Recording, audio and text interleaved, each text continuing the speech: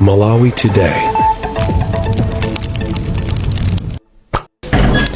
Bungwe la mgwirizano wa maiko a Scotland komanso Malawi lasankha mtsogoleri wa dziko lino Professor Arthur Peter Mutharika kukhala membala wamkulu wa bungweli.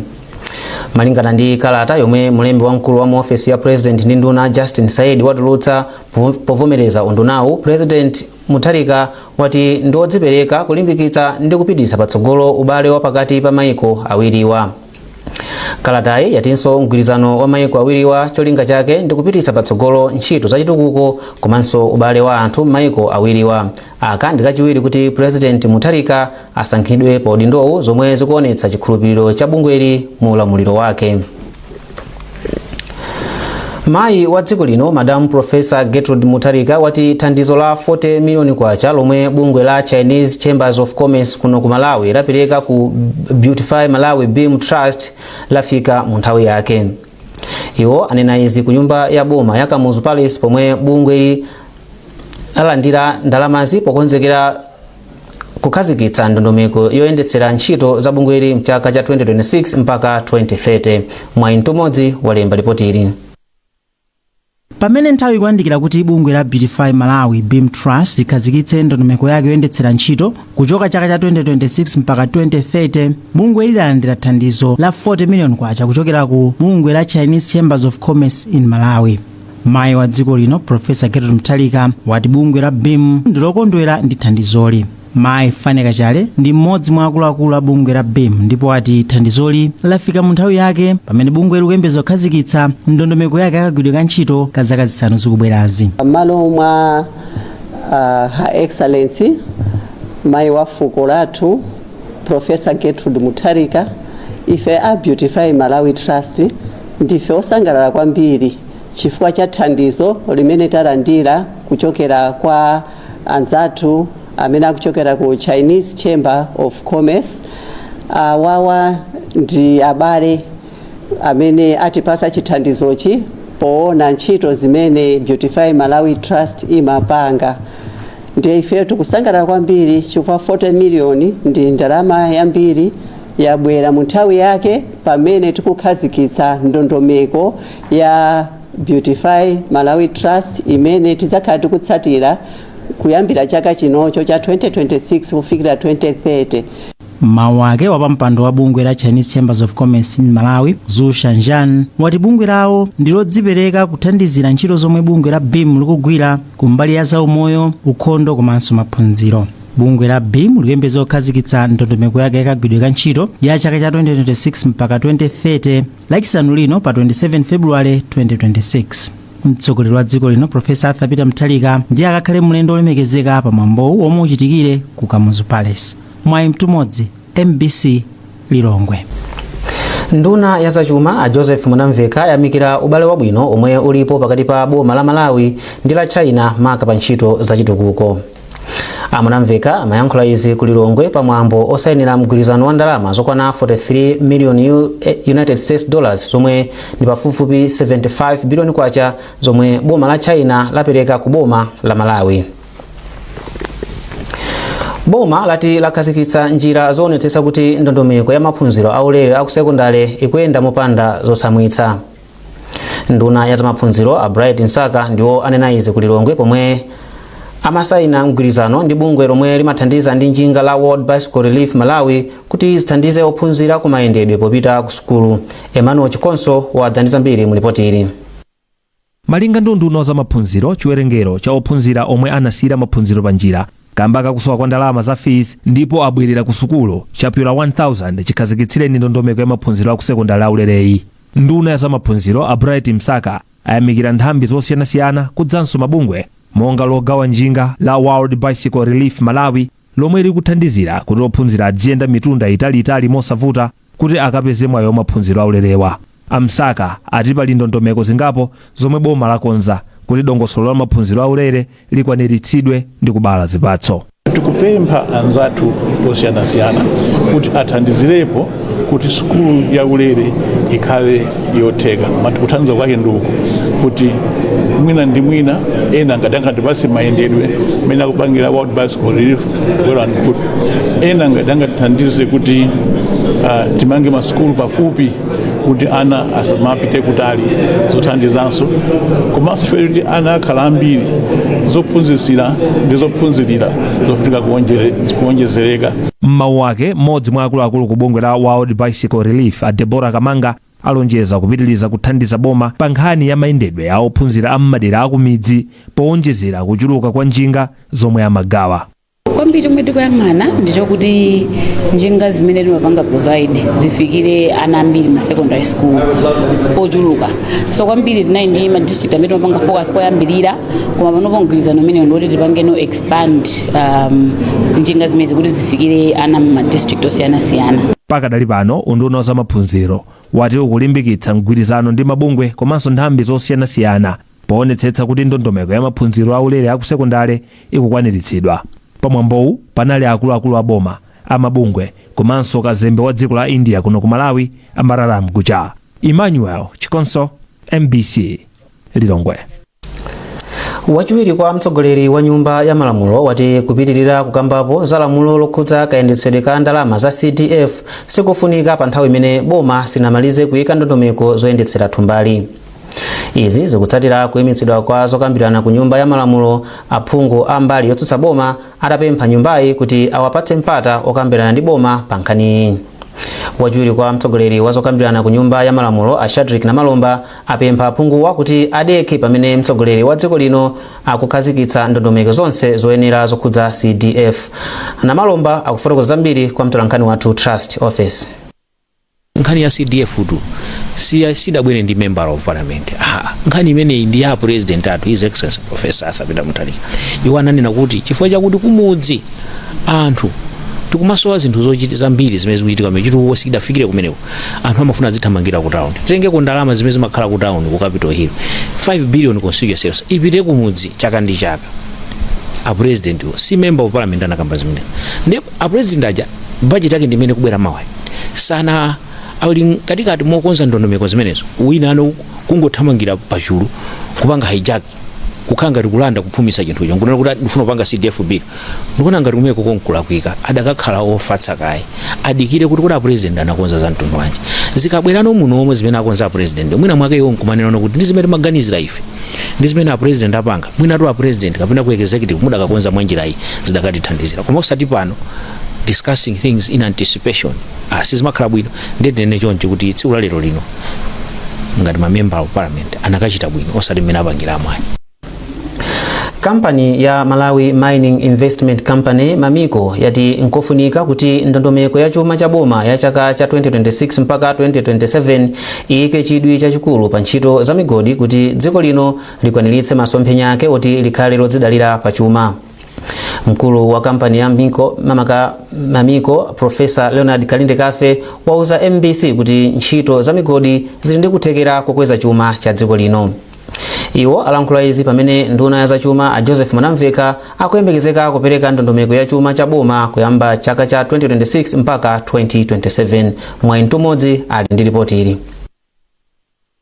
Kafukufuku yemwe kampani ya Malawi Mining Investment Company Mamiko yachita wapeza kuti dziko la Malawi likutaya miyala ya mtengo wapatali yomwe kanasintha chuma cha dziko lino. Mkulu wa kampani ya Mamiko Professor Leonard Kalinde Kafe wati kuli malo oposera 80 omwe anthu akumba miyala ya golide yomwe akuyizembetsa nkumatumiza kunja kwa dziko lino.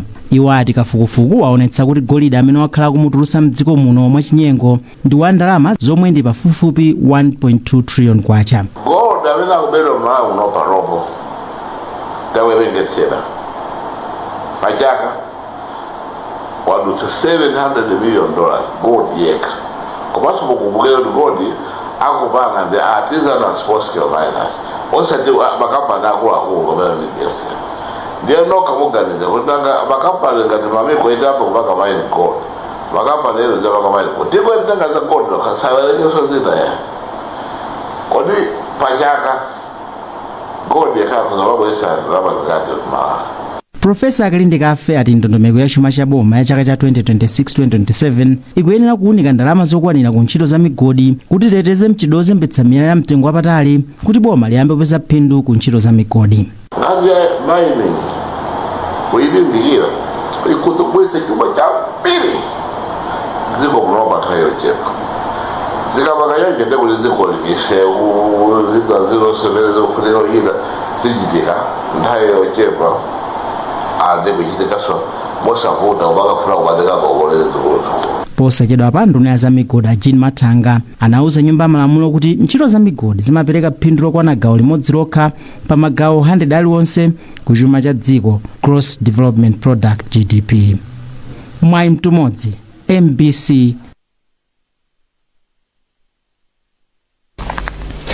Achinyamata mdziko muno ati akuyembekezera ndondomeko ya chuma yomwe iyike zokhumba zawo patsogolo. Mkulu wa bungwe loona za achinyamata la Center for Youth Affairs Alake Mbewe ati achinyamata omwe chiwerengero chawo ndiyochuluka mdziko muno akufunika kupatsidwa gawo la ndalama zochuluka mu ndondomekoyi ndi cholinga chofuna kutukula miyoyo yawo komanso chuma cha dziko lino. Iwo akufotokoza. Kati achinyamata tili ndi chiyembekezo kuti zonse zimene tinapereka kuti aziganizire ngati nduna azachuma azitenga ndikuzika mu ndondomeko imene ya zachuma mwachitsanzo. Tikufuna mfundo zokhazikika zoyang'anana ndi kulimbikitsa achinyamata pa nkhani za ulimi osati wakhaso koma ulimi umene uli wa makono womwe ungakhale ndi chikoka pa achinyamata womwe ungakhalenso ndi kupereka chidwi kuti achinyamata akutenga nawo mbali pa ulimi wa makono motengera ndithu kuti tili mu nthawi ya digital technology. Ndiyeno sitikufuna kuti achinyamata asiyidwe kumbali pa ndondomeko imeneyi. Nkhani ina ndi nkhani yoonetsetsa kuti achinyamata akutengapo nawo mbali bwanji pa nkhani za tengatenga ndi mtokoma, nkhani za migodi ndi chitukuko. Chifukwa ndi mbali imodzi imeneno achinyamata akhala akulimbikira maphunziro awo koma kuti akhale pafupi ndi kuganizidwa kuti angatani zakhala zikuvuta ndipo kuyang'ana kuti ayika ndalama zotani zothandiza kutukula achinyamata pa nkhani imeneyi. Mukukumbukira inu boma la DPP mbuyomo lakhala likutchuka ndi nkhani za makoleji akumudzi.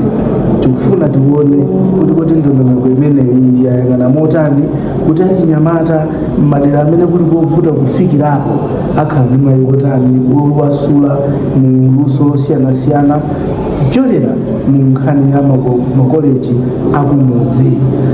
Pomaliza tikulakalaka kuti tione kuti ndondomeko imeneyi yaunika motani nkhani zopereka mwayi wa ntchito kwa achinyamata. Chifukwa mbali imeneyinso ndimene yofunikira kwambiri dziko lino lamwekeka kwambiri ndi achinyamata ochuluka kotero kuti kupanda kuwaganizira mozama zipereka chiopsezo kuti achinyamata amene angati sathandizidwa wapasa mwayi wa ntchito wapasa mwayi wa mabizinesi ndiye kuti tikusula zigawenga zimeneno zizavute kuzisamalira kutsogolo. Kumbukirani kuti mukuonera nkhanizi kuchokera kuno ku MBC ndipo takulandiraninso ndipo tibwerere ku nkhani yathu yomwe imati nduna ya zachuma Joseph Mwanamveka ayamikira ubale wabwino omwe ulipo pakati pa Malawi ndi China maka pa ntchito zachitukuko. Mwanamveka amayankhula izi ku Lilongwe pamwambo osayenera mgwirizano wa ndalama zokwana 43 million United States dollars zomwe ndi pafupifupi 75 billion kwacha zomwe boma la China lapereka ku boma la Malawi. Zambiri mulipotiri. Poyankhula atalandira thandizoli nduna ya zachuma a Joseph Mwanamveka ayamikira ubale omwe ulipo pakati pa maiko awiriwa. Iwo ati thandizoli labwera mu nthawi yake ndipo agwiritsa ntchito moyenera pothandiza pa ntchito yokonza gawo la msewu wa M1 kuchokera pa Kanengo mpaka pa mphambano yopita ku bwalo la ndege la Kamuzu, komanso kuthandiza kuti maofesi akulikulu la boma ku Capitol Hill mu mzinda wa Lilongwe adzilumikizana pa makina a internet. Takambirana ndi a China People's Republic of China kuti ndama imene igwire ntchito pa ma project awiri. Choyamba akufuna kuti msewu wathu ochokera pa Kanengo kukafika ku Kamuzu International Airport ukonzedwe ukhale msewu wabwino komanso ukhale dual carriageway kuti azitha kuyenda magalimoto awiri mbali yauku komanso kuyenda magalimoto mbali yauku. ndikuti nse wathu ukozeka kwambiri. Khupira kuti izi zikachitika ndikuti magalimoto athu kapena transport ikhayo osavuta pakati pa Lilongwe City ndi airport yathu. Kazembe wa dziko la China ku Malawi Alunshun ati anaona kuti ndikofunika kuti asangalale chikondwerero cha chaka chatsopano ndi dziko la Malawi popereka thandizo la ndalama zokwana 75 billion kwacha.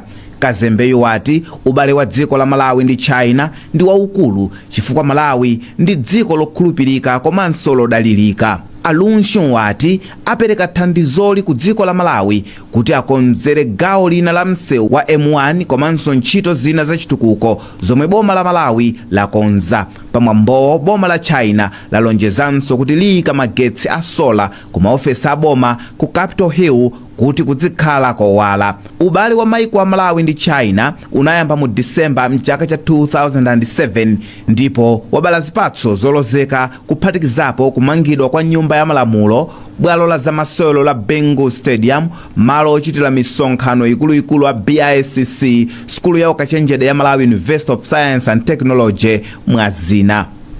Hassan Piri, MBC, Lilongwe. Unduna wa zamalonda wati kukhazikitsa kwa ndondomeko yotumiza katundu ku China popanda misonkho kuyenera kulimbikitsa anthu amalonda ndi kampani zomwe sizaboma kuti zipange katundu ochuluka. Dziko la China lati lachotsa misonkho pa katundu ochokera ku maiko 53 amuno mu Africa pofuna kulimbikitsa malonda pakati pa dziko la China ndi Africa. Zambiri mulipoti ili. Maiko ambiri muno mu Africa kuphatikizapo Malawi amagula katundu wambiri ochokera ku China ndipo katundu ochepa chabe yemwe amapita ku dzikoli akuchoka kuno ku Africa. Mwachitsanzo a Business Insider ati chaka cha 2020 chiwerengero cha katundu olowa muno mu Africa kuchokera ku China chinakwera ndi 24.7% kufika pa $140.79 billion. Ndipo katundu opita ku China kuchoka kuno ku Africa anangokwera ndi 2.3% kufika pa $81.25 billion. Izi zili chomwechi kambaka mwazina kukhwima kwa ndondomeko zomwe zimatsatidwa potumiza katundu. Malinga ndi bungwe la Malawi Investment and Trade Center MITC pali mbewu zingapo zomwe zili ndi msika ku China koma dziko lino lakhala likukanika kufikira milingo yomwe imafunika. Poyankhula ndi MBC mneneri wa unduna wa zamalonda Patrick Botha wati kuchotsa kwa misonkhoku kupereka mwayi waukulu ku dziko lino. Anzathu amene amapanga zamalonda, anzathu amene ali mu production, amene amapanga katundu osiyana-siyana. Undi mwayi wathu tiugwiritse bwino ntchito, tipange katundu ochuluka kupezeka kuti akuchotserani chinthu chotsamwitsa ngati misonkho ndi chinthu chimodzi koma kuti mupindule mu zilinganizo zimene zitipindulire ngati dziko. Tikuyenera ndithu kuti tikhale serious, tilimbikire tichilimike ndithu kupanga katundu osiyana-siyana wofanira milingo imene ikufunika kumeneko komanso consistency kuti katundu amene tikayamba kupereka kumisikapo azikhala kuti alipobe katundu chatikwangabe katundu chakumapita pamisika imene ndiye kuti ngati dziko tizakhalanso kuti tikupindula. Poyamba maiko 33 okha muno mu Africa ndi amene anali ololedwa kutumiza katundu wawo popanda misonkho. Kubwera kwa ndondomekoyi yomwe iyambe kugwira ntchito pa 1 May chaka chino kupereka mwayi ku dziko lino oyamba kulima mbewu zochuluka zomwe zili kale ndi misika ku China. Edin Chimoyo, MBC, Blantyre. Pomwe nyengo yokopa anthu pa chisankho chapadera cha pa 17 March ikupitirira, chipani cha DPP chalangiza anthu mdera lapakati kulumpi kuti adzasankhe ameya waliza mkandawire kuti akawayimirire ku nyumba ya malamulo kuti ntchito zachitukuko zomwe boma lakonza ziyende bwino. Gavanala wa chipanichi mchigawo cha kumpoto Christopher Nzomera Ngwira wayankhula izi pa msonkhano wa ndale omwe chipanichi chinakonza pa skulu ya Bumba kulumpi. Musase Cheyo walemba ripoti ili. Polankhula pa msonkhano wokopa anthu pa skulu ya primary ya Bumba kulumpi, Gavanala wa chipani cha DPP kumpoto Christopher Nzomera Ngwira watsindika zakufunika kuti anthu adera lapakati kulumpi asankhe munthu yemwe akuyimira chipani cha DPP. Angwira ati phungu wa DPP ndi amene ali ndi kuthekera kosintha maonekedwe apa boma ku Rumpi komwe zitukuko zikuchitika mwa pang'ono-pang'ono. Tikuwapempha anthu aku Rumpi kuno kuti avotere Walter Mkandawire makamaka chifukwa constituency iyi ndi yofunikira kwambiri. Constituency iyi ili mkati mwa boma la Rumpi ndi zitukuko akhala akumanidwa nthawi yayitali. Ndi chifukwa chiyani ambiri ma MP amene akhala akuavotera muno amavotera otsutsa boma. Ndi ulendo uno tikuwapempha kuti avotere wa mboma kuti akwanitse kuabweretsera zitukuko. Yemwe akuyimira chipani cha DPP pa chisankhochi Walter Moya Mkandawire wati ali ndi chikhulupiriro choti achita bwino. Pa maplani amene ali nawo president potukula dzikoli monga mukudziwa kuti chimanga chatsika chuma tonse chayamba kuyenda bwino, mafetereza ndi anthu agula wochipawa komanso ndi chipulani chachikulu cha 5 billion zomwe zithu zabwera ndi mkulukuta moyoyi amene ndithu ndi munthu panopa aliyense angokamba za iye. Izi kundipasa mangolomera apadera oti ndithu ndikaphatikize khalidwe langa ndi khalidwe la president komanso ndi khalidwe la even a vice president Ajabe Mwango ndikuona kuti ndithu ine 17 March ine ndithu ndikupambana ndipita ku parliament sindikayika. Chisankho chapaderachi chizachitika pa 17 Marichi. Musase Cheyo, MBC Rumpi. Munkhani za masewero, bungwe loyendetsa masewero ampira wa manja mdziko muno la NAMU lati mgwirizano omwe lapanga ndi Kuhes Sports Complex uthandizira kupititsa patsogolo masewerowa komanso matimu a dziko lino. Mbali ziwirizi zalowa mu mgwirizano lachitatu pofuna kupereka mwayi kwa osewera a timu ya dziko lino kuchita zokonzekera zawo kumalowa komanso kulandira upangiri pa nkhani za umoyo ndi kadyedwe kabwino. Wachiwiri kwa mtsogoleri wa bungwe la NAMU atadalabire komanso mkulu oyendetsa ntchito za malo a Kuhes Sports Complex a George Chitunga akufotokoza zambiri. Mbale opindula kwambiri chifukwa mu masewera awawa azathupi zothamangitsa thupi kumafunika kuti tizikhala anthu olimbika komanso osatopa. So akuhesi abwera kuti atithandize ndi mafacilities amene iwo ali nawo ngati kujimu kumene kuzikhalanso anthu aupangiri okuti azitha kuwathandiza bwinobwino atsikana athu kuti akamapita kukasewera magemu asamakhale otopa mwansanga, azikhala ndi mphamvu ndithu kusewera gemu yonse mpaka kumapeto.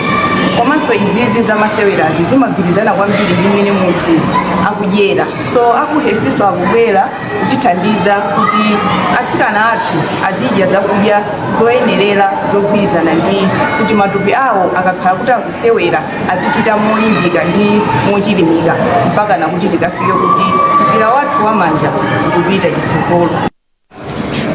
Ma player apindula kwambiri ndi ubale umenewu. Choyambirira chimene ifeyo ngati Sports Complex tinachiona kuti chinali ena mwa mavuto amene ma timu athu kumalawi kuno amakumana nawo ndi timati fitness pa chizungu, kuti players amakhala mwina ndi thanzi loti akhoza kumenya masewero mwina mpana kumaliza nawo kufika kumapeto, amapezeka kuti mkati mwa ndime mwina atopa. So chimene tinachiona ndichonena kuti mwina samapanga ma exercise mokwanira. So Sports Complex yabwerapo kuti ma players ipanga ma exercise not only osati nthawi yokhayo imene akukonzekera masewera koma nthawi ina iliyonse imene player ali ngakhale ali pa off season. Ni nkhani imeneyo tatsiriza nkhani zathu madzulo ano, koma tisanasiyane na inso mitu yake.